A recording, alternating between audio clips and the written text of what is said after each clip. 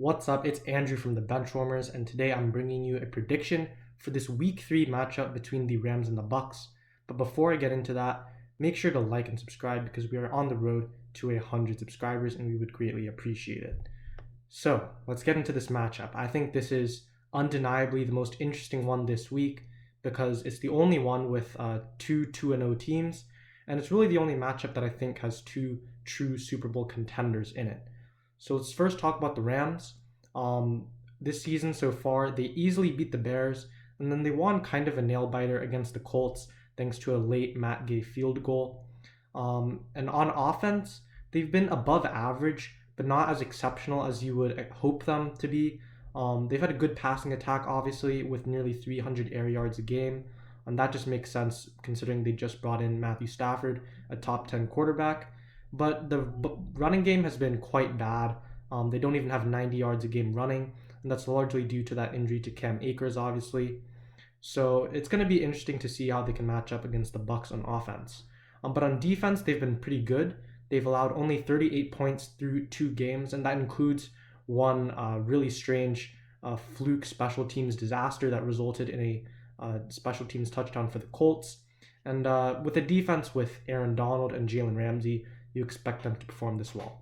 Yeah, but now moving on to the Bucks. They beat the Cowboys in a really close game week 1, and they also destroyed the Falcons week 2, as you would expect them to.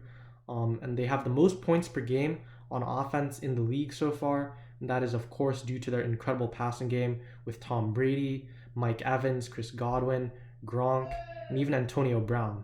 But like the Rams, their run game has really been quite lacking because Fournette has been okay, and Ronald Jones just really hasn't performed well at all.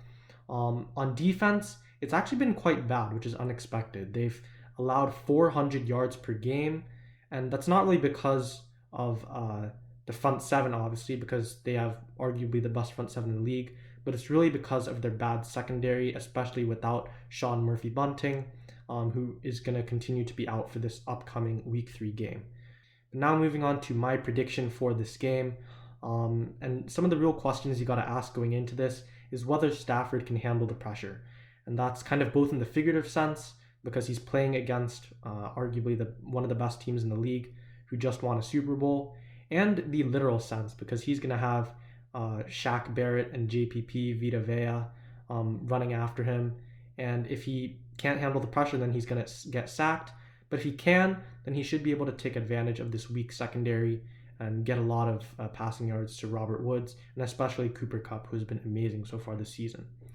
And then on the other side of the ball, the question is really whether the Rams secondary can deal with Brady and the Bucks offense. They have a great corner in Jalen Ramsey, but obviously that's not going to be enough to stop really 4 amazing receivers with Gronk, Evans, Godwin, and Brown. So I think this is going to be a really high-scoring game. I think both offenses are going to perform well. So overall, my prediction is that the Bucks are going to win 31-27. Let us know what you think of my prediction. Do you agree or disagree? Make sure to like and subscribe as always. This is Andrew from the Benchwarmers, and I'm signing out. See ya.